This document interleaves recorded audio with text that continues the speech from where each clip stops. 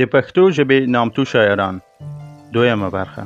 اول نمبر امیر کروړ سوري، یو افغان باتور، پهلوان او د پښتو ژبې شاعر و. نوموړی د پښتو ژبې لومړی شاعر هم دی. دویم نمبر محمد بن علي البسطي، د پښتو ادبیاتو لومړی تاریخ لیکونکی او د پښتون مورخ له هغو نومورکو لیکوالانو څخه دی چې د مغولو د اتراک په پیل کې ژوند کاوه. د ده له احواله نور هیڅ معلومات نه لرو پرته له دې چې نوموړی د هلمند ولایت څخه و. دریم نمبر شمس الدین کاکړ، د پښتو ژبې یو نامتو شاعر او لیکوال دی. د پښتو ژبې څلور دیوان لرونکي شاعرانو کې شمس الدین کاکړ ښه دروند ځای لري. د دې سوځنده شعرونه د پښتو ادب ډېر خوندوره برخه ده. څلورم نمبر نازو انا. نازو انا د پښتو ادبیاتو یوه تکړه او نازک خیاله شاعره او د لوړ مقام څښتنه میرمن وه چې ورته د انا لقب ورکړل شوی دی. نازو انا د ملي اتل میرویس خان نیکه مور وه. پنځم نمبر د پښتو ژبې لومړنۍ ښځینه شاعره او تر ټولو ښه خطاطه زرغونه کاکړ. د نظم او اثر ادبي کتابونه یې له خپل پلار څخه ولوستل او بیا یې له علم او ادب سره د زیاتې مینې له امله د لوړو دینی او ادبي کتابونو مطالعې ته دوام ورکړ. د دین په احکامو او د علم، عرفان، فصاحت او بلاغت په مسایلو هم پوره پوهېده. لویه عالمه او فاضله میرمن وه. ډیر وخت به یې په ریاضت او عبادت، د کتابونو په مطالعه او لیکلو تیراوه. په خپله سیمه کې د خپل علمیت او فضلیت له امله ډیر مشهوره وه. شپږم نمبر عبدالقادر خان خټک، د پښتو ژبې یو نامتو شاعر، لیکوال، ژباړن و. نوموړی د خوشحال خان په زمانو کې تر اشرف خان هجري وروسته دویم زوی دی. اووم نمبر پروفیسر پریشان خټک، د پښتو ژبې یو نامتو شاعر، لیکوال او څېړونکی و. اتم نمبر سمندر خان سمندر، یو نامتو پښتو لیکوال، څېړونکی، شاعر او ژباړونکی و. نهم نمبر اشرف مفتون، د پښتو ژبې یو نامتو شاعر و. لسم نمبر محمد صدیق روحي، څېړونکی، لیکوال او ادیب و. هغه د افغانستان د علومو اکاډمۍ غړی هم پاتې شوی دی. د ادبیاتو او ادبي څېړنو په برخه کې ډیر کار کړی دی.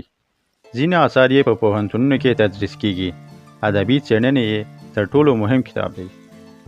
11 نمبر شمس القمر اندیش، د پښتو ژبې یو نامتو شاعر او د خدایي خدمتګار غورځنګ غړی و. 12 نمبر عبدالهادي داوی، یو مبارز او یو نامتو افغان شاعر، سیاستوال او لیکوال و. عبدالهادي په پښتو او دري شعرونه ویل. په عربي، انګلیسي، اردو او ترکي ژبو هم پوهېده او له دغو ژبو څخه پښتو او دري ته ژباړې کولې. 13 نمبر خاطر افریدي، نوموړی د پښتو ژبې له نامتو او تکړه شاعرانو څخه و. د خاطر په سلو کې څه ناڅه اتیا شعرونه هنرمندانو د موسیقۍ په پردو کې راوړي دي. 14 نمبر اکادمیسین پوهاند عبدالشکور رشاد، د پښتو ژبې یو نامتو لیکوال، شاعر، څېړونکی او فرهنګي شخصیت و. 15 نمبر اکبر زمینداوری، د پښتو ژبې یو نامتو شاعر او لومړنی غزل بول و. دا هم د یادونې وړ دی چې زمینداور د هلمند په شمال کې یوه سیمه ده چې د پخوانیو پاچاهانو د ښکارځای او ډیر غزل بولان او شاعران یې په غېږ کې روزلي دي. 14 نمبر عمر دراز مروت، عمر دراز مروت د پښتو ژبې یو نامتو لیکوال او خوږژبی شاعر و. ارواښاد مروت دغه راز په خپله سیمه کې یو ادبي ټولنه هم جوړه کړې وه چې 107 شاعران او لیکوالان به ورته راتلل او له همدې ځایه به د پښتو ژبې خدمت کاوه. 15 نمبر خیبر افریدي، د پښتو ژبې یو نامتو لیکوال او شاعر و. خیبر افریدي ډیره پاملرنه یې غزل ته کړې وه. 18 نمبر صابر شاه صابر، د کوزې پښتونخوا یو نومیالی لیکوال او شاعر و. د صابر شاه صابر شعرونه وتلو سندرغاړو د سندرو له لارې خپاره کړي او د پښتو نامتو سندرغاړی کیرن خان هم د خدای بخلي صاحب شاه له شعري ټولګي څخه د سندرو آلبوم جوړ او خپور کړی دی. 19 نمبر ممتاز اورکزی، د پښتو ژبې یو نامتو شاعر دی. ممتاز اورکزی هم ډیره پاملرنه د پښتو غزل ته کړې ده. 20 نمبر سلیمان لایق، د پښتو ژبې یو نامتو شاعر، لیکوال او سیاستوال و. 21 نمبر امام منظر، د پښتو ژبې یو نامتو انقلابي شاعر دی. د یادونې وړ دی چې امام منظر په سوشل میډیا کې هم ډیر مینوال لري. 22 نمبر مطیع الله تراب د پښتو ژبې یو نامتو شاعر دی چې په سوشل میډیا کې هم ډیر مینوال لري او ډیر شاعري د وطن او پښتنو یووالي لپاره ده. 23 نمبر شګیوال پرهیز د پښتو ژبې یو نامتو شاعر دی چې ډیری شعرونه باندې سندرغاړو سندرې هم ویلي. 40 نمبر درویش دارانی یو نامتو شاعر او لیکوال دی. درویش دارانی یو له هغو شاعرانو څخه دی چې د افغانستان وروستۍ غمیزه په پوره هنر سره انځور کړې ده.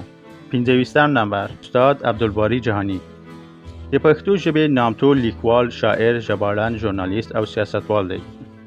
هغه د 2004 زیږدیز کال د افغانستان اساسي قانون پر رامنځته کولو کې د ځینو مادو په سمبالښت کې د هیئت مرستیال پاتې شوی دی او دا هم د یادونې وړ دی چې استاد عبدالباری جهانی د افغانستان د ملي سرود لیکوال هم دی.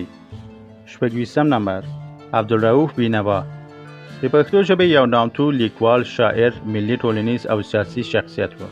20 نمبر عبدالخالق صادق د پښتو ژبې یو نامتو شاعر دی چې شعرونه یې سیمهییزو سندرغاړو هم خپل سندرو کې زمزمه کړي دي. 28 نمبر محمد ګل خان مومند یو نامتو شاعر، لیکوال، سیاستوال و.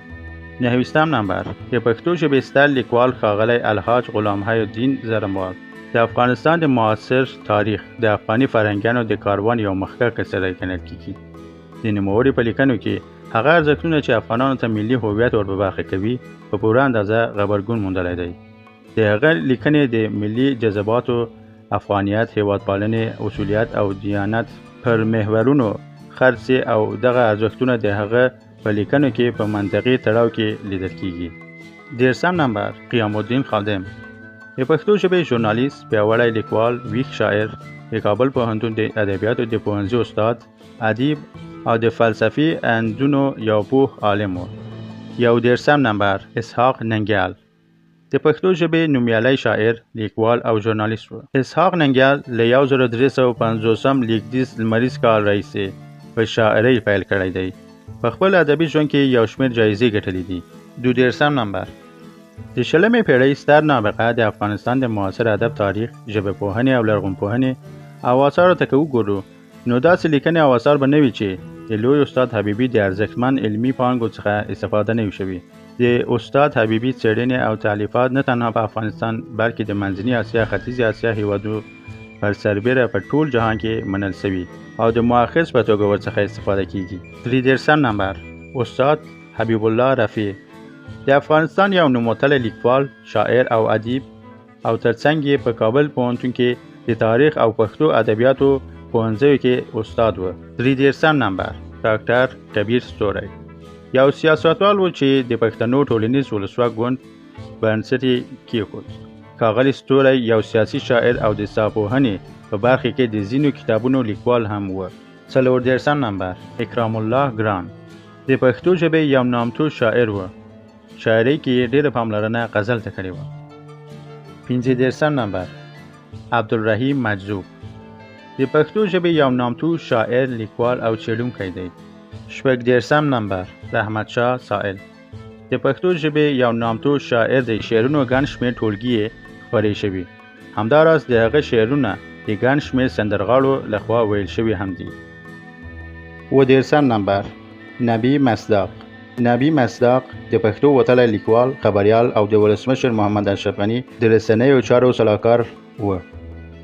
ارواښاد نبی مصداق د هغو کسانو له ډلې و چې په لومړي ځل یې د BBC پښتو خپرونې پیل کړې.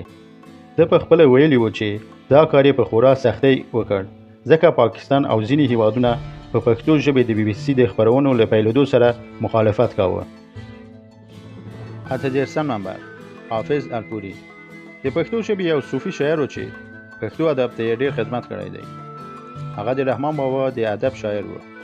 نوموړی د قرآن عظیم الشان حافظ و او هغه ته الپوري ځکه ویل کېده چې نوموړی د شانګلې ولسوالۍ د یو ښکلي درې الپوري له کلي سره یې تړاو درلوده.